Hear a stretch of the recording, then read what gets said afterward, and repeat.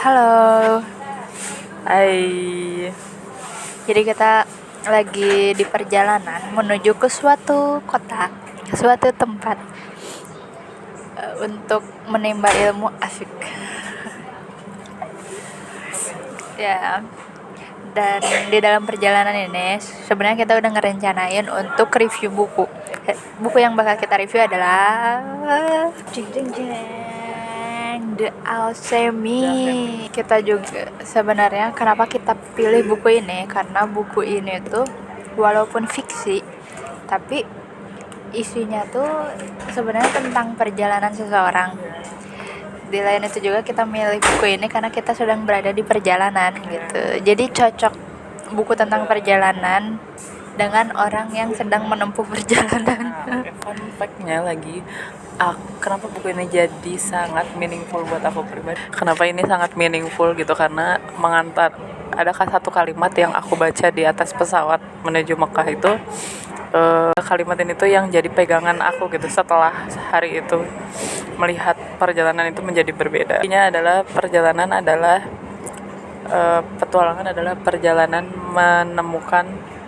menuju atau menemukan Tuhan dan dirimu sendiri gitu. Jadi sejak saat itu ya kayaknya aku mulai terbuka dengan pergi gitu, bepergian. Kalau dulu tuh kurang, kalau sekarang tuh jadi kayak ya udah bepergian aja gitu, karena kita nggak pernah tahu hikmah apa yang kita dapat. Kalau menurut temen aku, dia tuh pernah mengutip dalam jurnalnya kalau nggak salah, dia tuh mengutip salah satu perkataan dari di situ tuh disebutkan bahwa hikmah itu adalah harta yang hilang dari kaum muslim, maka ketika kita menemukannya gitu, pungut itu gitu, seperti itu. Nah dari situ makin align aja gitu rasanya. Jadi aku menilai suatu perjalanan tuh bukan cuma sekedar jalan-jalan doang, tapi aku ingin mencari hikmah apa yang akan aku dapat gitu, pelajaran aku ke depannya untuk menjadi manusia yang lebih bermakna aja gitu, bermanfaat dan bermakna gitu. Gitu. Kalau Pika nih, Aku lupa di halaman berapanya, poin mana, tapi yang pasti di sebelah kanan. Ingatnya itu. Intinya tuh jadi ceritanya sang alkemis ini nanya ke seorang bapak-bapak, orang yang udah tua, lupa lagi siapa, sang atau alkemis. San Diego-nya. Oh, pemeran utamanya siapa? Berarti San Diego-nya. Ya, San Diego-nya bertemu dengan, lupa, bapak-bapak apa sang alkemisnya. Dia tuh di situ bertanya, kenapa sih hidup ini tuh penuh dengan pergi, lupa tuh namanya. Ya, ada seseorang yang datang, seseorang yang pergi. Kenapa kita harus meninggalkan seseorang itu di saat kita mungkin lagi sayang-sayangnya atau lagi nyaman-nyamannya. Nah di situ tuh dijawablah, kita memang harus meninggalkan yang sudah berlalu, meninggalkan segala kenangan kita supaya kita memberi ruang untuk hal-hal baru datang ke kehidupan kita.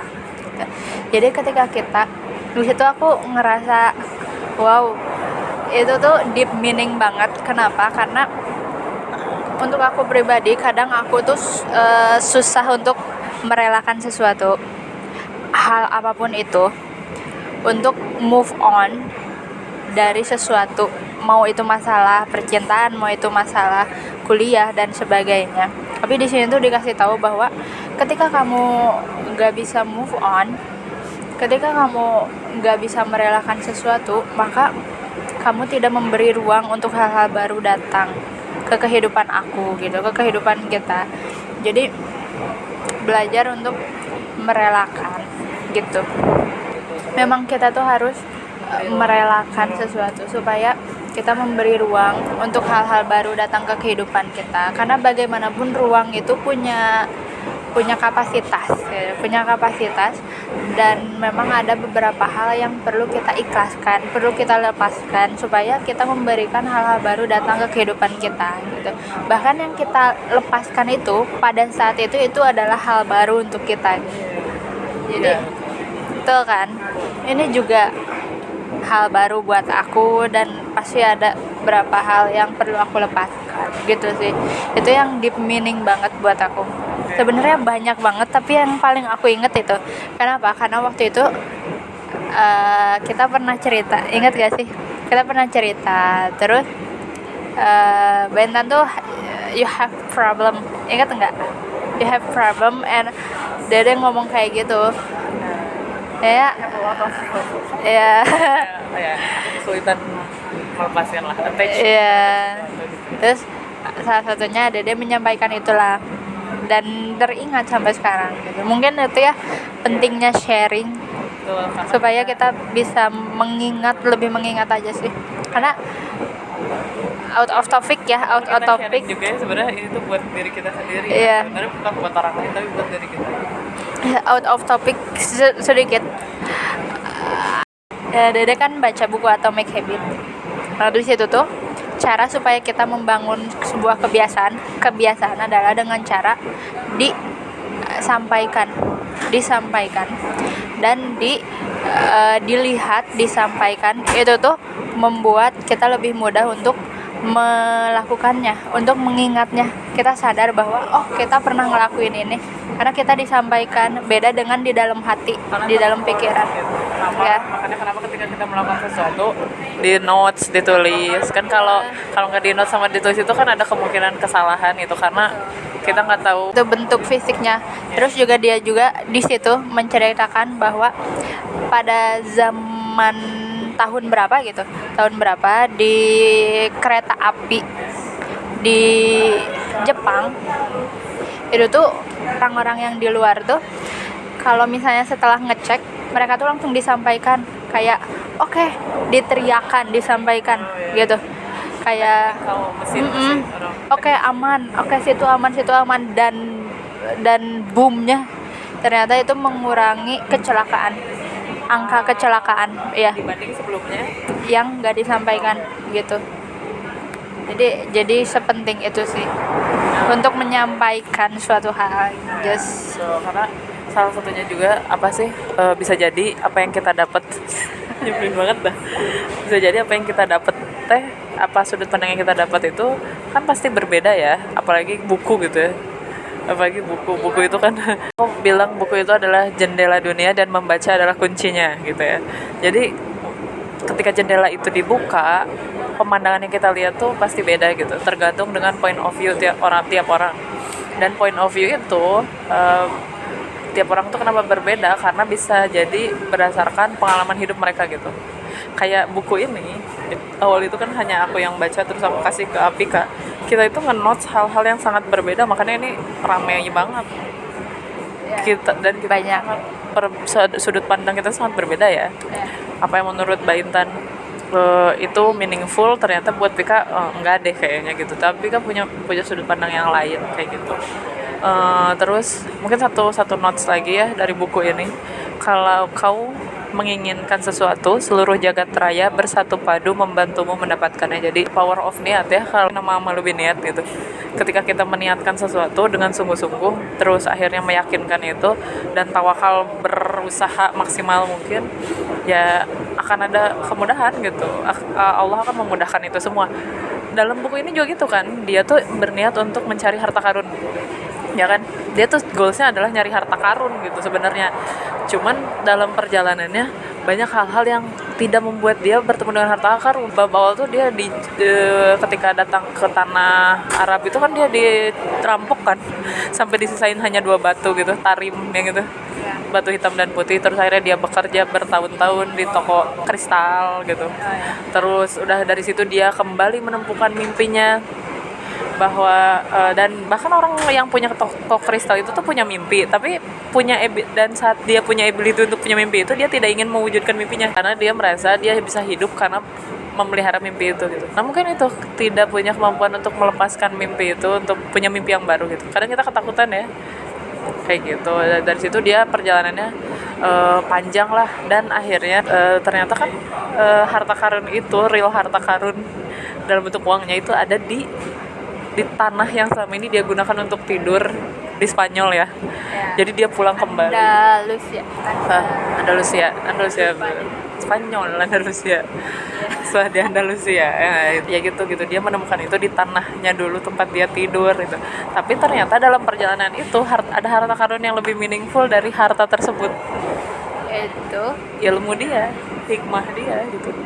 Sehingga harta itu tidak lagi menjadi goals utama, dia lebih bijak ketika melihat harta itu gitu. ya.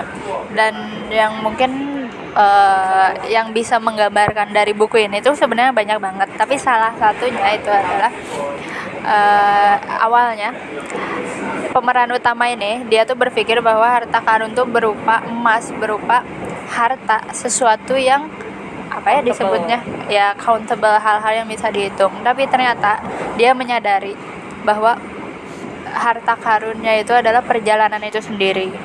Harta karunnya adalah perjalanan itu sendiri. Perjalanan mencari harta karun. Jadi dia sadar bahwa ketika dia menempuh panjangnya perjalanan, dia banyak menemukan hal-hal yang membuat diri dia lebih dewasa, hal-hal yang membuat diri dia lebih bijak.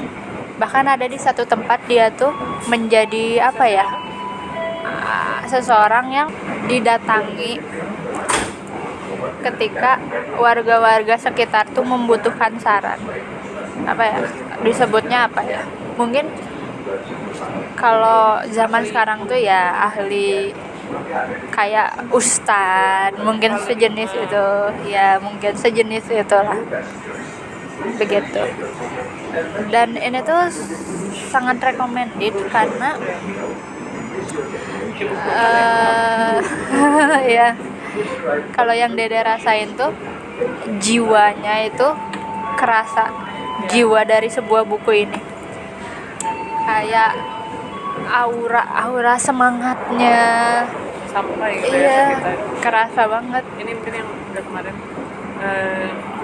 apa yang mengubah hikmah yang didapat dari buku ini dan mengubah sudut pandang hidup Dede gitu setelah baca buku ini. Salah satunya yang tadi itu beneran ngubah sudut pandang hidup Dede, karena dulu tuh Dede tipe orang yang gak mudah adaptif, sampai sekarang juga masih berusaha gitu. Tapi dengan Dede menyadari quotes itu, Dede jadi lebih sadar bahwa ya hidup seperti itu gitu, harus seperti itu, harus meninggalkan, melepaskan, merelakan hal yang sudah berlalu supaya kita memberi ruang untuk hal-hal baru datang ke kehidupan kita gitu. Kalau misalnya kita nggak bisa merelakan itu, nggak bisa move on dari itu, hal-hal baru pun nggak akan bisa datang ke kehidupan kita karena mereka nggak punya ruang, nggak ada ruang untuk hal baru datang ke kehidupan kita. Itu penting banget sih menurut Dede. Kalau Bintan sendiri kan mungkin melihat suatu perjalanan ya. Kalau dulu tuh Bintan sangat tidak suka jalan-jalan karena Bintan tuh pace-nya lama gitu, jadi lelet ya. Pace-nya lama, jadi aku tidak suka jalan-jalan itu karena takut menghambat orang lain lah ya. Di sisi lain juga kayak sebenarnya jalan-jalan tuh aku tidak menemukan purpose-nya mungkin ya pada saat itu gitu, kayak lebih ke capek itu karena aku belum punya tujuan dari perjalanan itu gitu. Ternyata aku bukan orang yang dengan goals pengen ke satu tempat, tapi aku pengen tahu nilai apa yang aku dapat dari perjalanan itu gitu. Oke. Karena itu sih sebenarnya karena Bintan belum pernah ke sini, ke stasiun ini gitu. Jadi kayak was-was gitu aku. Jadi ketinggalan guys, kelewat guys, sebenarnya gitu. Jujur aku santai karena ada Bintan. Nah, ini perubahannya adalah Biasanya kan sesuai jadwal. Udah. Jadi aku tuh orang yang sangat tertutup dengan bepergian lah gitu, kayak males. Tapi setelah baca buku ini, menutup buku ini, dan aku turun tuh langsung tanah Mekah, di mana itu adalah perjalanan pertama aku. Setelah baca buku itu kayak sangat meaningful gitu. Dan setelah itu aku sangat terbuka dengan banyak perjalanan kan, kayak ke Jogja, ke Lampung, ke banyak tempat lah gitu. Jadi setelah saat itu tuh aku melihat perjalanan tuh jadi ada meaningnya gitu. Dan ternyata hikmah yang aku dapat dari semua perjalanan yang aku lewati pun ada gitu. Mungkin aku pendekatan aku terhadap sesuatu itu bukan bukan yang harfiah terlihat gitu. Tapi jadi Baintan tuh mendapatkan sesuatu tuh yang makanan untuk jiwa Baintan gitu, dan itu yang membuat Baintan hidup gitu. Jadi pada akhirnya aku menemukan makna hidup aku tuh setelah melakukan perjalanan satu ke perjalanan lain, dan biasanya jadi ada apa ya, jadi berubah lah. Jadi kalau aku rasa jadi lebih wise biasanya gitu sih ya, Ben. Kayak gitu. Di sini Dede juga apa ya ini disebutnya ngenotes ada satu ada di halaman 40. Jadi ini tulisannya, laki-laki itu melanjutkan, pada akhirnya pendapat orang tentang penggembala dan tukang roti jadi lebih penting bagi mereka daripada takdir mereka sendiri. Jadi sepemahaman Dede itu tuh ternyata ya banyak dari kita yang lebih mementingkan validasi orang lain, bagaimana orang memandang kita, daripada kita fokus ya mengikuti apa kata hati kita, melihat takdir kita sendiri, apa potensi kita gitu. Kadang kita terlalu fokus sama gimana caranya mendapat validasi dari orang supaya orang amazed sama kita diakui sama orang lain, sampai karena terlalu fokus sama hal itu akhirnya kita melupakan siapa diri kita gitu, apa yang kita inginkan sebenarnya dalam hidup. Itu lain juga dengan kalimat ini. Ini ada beberapa sih. Katakan pada hatimu, rasa takut akan penderitaan justru lebih menyiksa daripada penderitaan itu sendiri. Dan tak ada hati yang menderita saat mengejar impian-impiannya. Sebab setiap detik pencarian itu bisa diibaratkan pertemuan kembali dengan Tuhan dan keabadian. Jadi sebenarnya itu salah satu yang dapat dari buku ini adalah sebenarnya dulu aku sangat people pleaser ya, jadi mengikuti semua keinginan orang lain lah untuk membuat orang lain senang gitu. Tapi ternyata aku hilang di situ dalam riuh orang-orang yang merasa senang dengan aku tuh, aku kehilangan diri aku sendiri gitu. Dan setelah baca buku ini ternyata aku dikembalikan kepada diriku sendiri gitu. Aku harus mencari mencari meaning hidup yang memang aku yang punya gitu. Karena setiap manusia setiap manusia itu punya panggilan jiwanya gitu sejak lahir. Apa yang sudah tertulis di Lauhul Mahfuz sudah kering. Berarti kan Allah tuh sudah menakdirkan kita gitu. Cuman kadang bisingnya dunia ini dengan validasi dan lain sebagainya membuat kita tuh kehilangan arah ke panggilan jiwa kita sesungguhnya. Dan itu yang membuat kita hilang arah lah, kayak overthinking. Atau jadi kita tuh hidup tuh kayak kosong, meaningless, karena kita kehilangan meaning diri kita sendiri gitu. Ya betul. Sehingga mungkin salah satunya adalah lebih ke kamu hidup di sini tuh untuk dirimu sendiri gitu. Kamu diciptakan berbeda dengan semua orang gitu. Kita tuh nggak bisa sama-sama orang. Dan be you gitu ya. Temukan dirimu dan jadi dirimu versi terbaik kamu gitu. Kayak gitu sih mungkin. Betul, setuju sih Dede sama Baitan. Hanya ya jujur karena udah lama nggak ngomong kayak gini, udah lama nggak ngobrol panjang, diskusi secara mendalam, jadi Dede kaku banget ini kalau ngomong. Yang pertama kaku banget, yang kedua bingung mau ngomong apa karena kekurangan kosakata. Udah nggak pernah ngerangkai kata-kata bagaimana supaya mudah untuk didengar, dipahami. Terus sekarang tiba-tiba gini, jadi benar ngerasa nggak kalau Dede ngomongnya agak terbatas gitu, tidak seleluasa dulu. Ya kayak gitu. Sama aja sih sebenarnya, karena kan Apa sih? my own, maksudnya you're the only one I discuss about buku atau apapun gitu, jadi sebenarnya sama aja sih. Cuman Baitan ada teman kantor gitu ya yang saya racuni membaca buku biar saya punya teman gitu. Jadi sedikit-sedikit ada gitu mungkin gitu. Mereka baca buku akhirnya. Buku tentang apa? Mungkin yang satu tentang power atau Poor Dad Rich Dad kalau nggak salah. Satunya lagi tuh baca buku karena beliau tuh pendekatannya dari novel gitu, novelnya Kairen, J.S. Kairen, Dompet Ibu Sepatu Ayah. Apa kebalik ya? Dompet ayah sepatu ibu, nggak tahu lah itu. Dompet ayah sepatu ibu. Dan kita banyak berdiskusi. Oke. Ada yang mau Dede tanyain. 5 menit terakhir ya. Oke. Jadi ini bukan ngebahas tentang buku, tapi lebih secara keseluruhan. Apa yang kita sampaikan, apa yang kita pikirkan itu tergantung apa yang kita konsumsi, Betul. apa yang kita tonton, apa yang kita dengar. Nah, Dede mau nanya, tontonan deh dari YouTube yang semua orang bisa akses, yang sering Mbak Intan tonton apa, interestnya apa, dan rekomendasinya apa gitu. Ya satu. Sebenarnya akhir-akhir ini tuh aku sedang tidak banyak buka YouTube ya. Jadi kayak lebih banyak mungkin kalau apa yang aku baca adalah mungkin kerasa ya agak lebih fierce gitu saat ini saya. Dari aku yang sangat lugu pendiam ini menjadi fierce gitu akhirnya. Mungkin lebih ke banyak baca Malaka sih. Saferi Irwandi karena pembahasan itu sistematis, to the point. Mungkin kelebihannya itu jadi to the point, kadang tuh jadi kayak jebret gitu gitu, makanya sekarang tuh agak Timothy tipe saya bukan tipe saya gitu. Mungkin itu, terus apa lagi, mungkin 1% itu sangat oke tuh 1%. Terus kayak kalau lagi males baca buku sebenarnya terakhir tuh kayak baca cuplikan aja sih di IG gitu. Kayak mau baca buku lagi tuh karena aku mendengar dari mau ngutip buku dari buku mindset gitu loh. Kayak tentang growth mindset sama fixed mindset. Dari situ aku membaca lagi gitu. Mulai baca lagi gitu. Mungkin itu sih. Kalau Dede YouTube apa?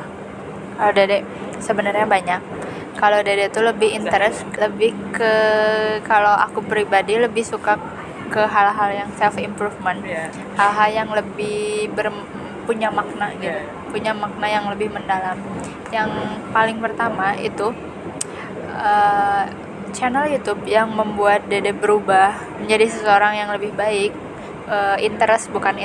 Fokus sama self improvement, sadar dengan self improvement itu 1%. Karena 1% itu mereka memberi ilmu dan memberi kita pertanyaan-pertanyaan yang pada akhirnya kita tuh jadi menanyakan ke diri sendiri, kayak benar gak sih, iya gak sih kayak gitu.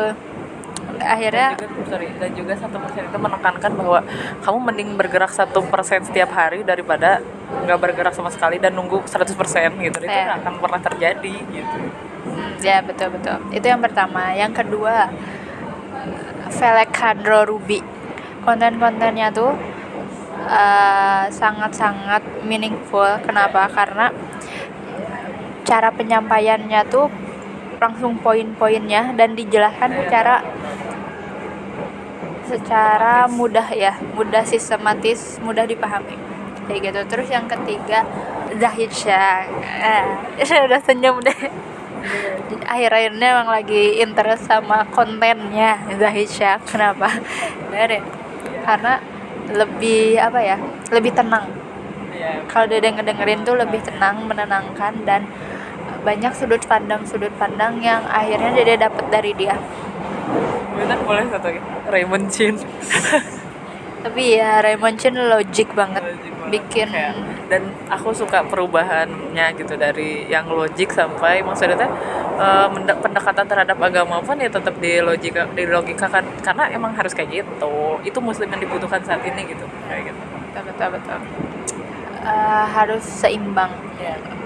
Ya lebih ke memaksimalkan potensi yang kita punya sih. Muslim itu bukan jadi jadi terlalu ilahiyah sehingga kehilangan fungsi dia sebagai manusia. Justru ilahiyah ini adalah untuk mendorong maksimal gitu fungsi kemanusiaan kita gitu. Betul. Terus ada satu lagi, ini tuh cowok, dia emang ahli keuangan gitu, bisnis, tapi lupa namanya siapa ya. Dia tuh kok gitu. Itu rekomendasi juga di deskripsi.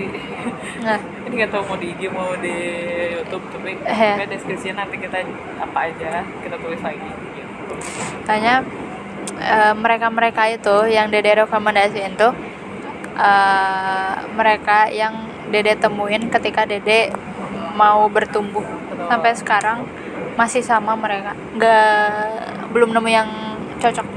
Ya kalau Mbak Intan sih mengikuti belum pernah berubah dari sebelum bersama dengan close the door gitu dari nolnya Ferry Irwandi gitu sudah ikut gitu bagaimana menyampaikan sesuatu terus dan ya itu sampai sekarang punya Malaka Project dan keren sekali gitu mengubah sudut pandang kita tentang kiri Tan Malaka gitu dari situ Madilog ini dilihat sebagai sesuatu yang berbeda ya that's all from us gitu di dini hari ini jam 2 subuh Ya, aku jam 2. membangunkan dia karena udah janji jam 1 ya gitu Ya, udah itu lagi nyenyak-nyenyaknya tidur. tapi segar kan setelah baca buku ngomongin buku. Ngantuk lagi. Oke, Udah. jadi sekian. Sampai bertemu di apa ya namanya? Next kesempatan. Sampai bertemu di diskusi buku selanjutnya. Oke. We talk apa? We Nggak ada. Kita nggak ada namanya. We talk the book. That we read. Yes. Bye bye. Nggak ada nama kenalan.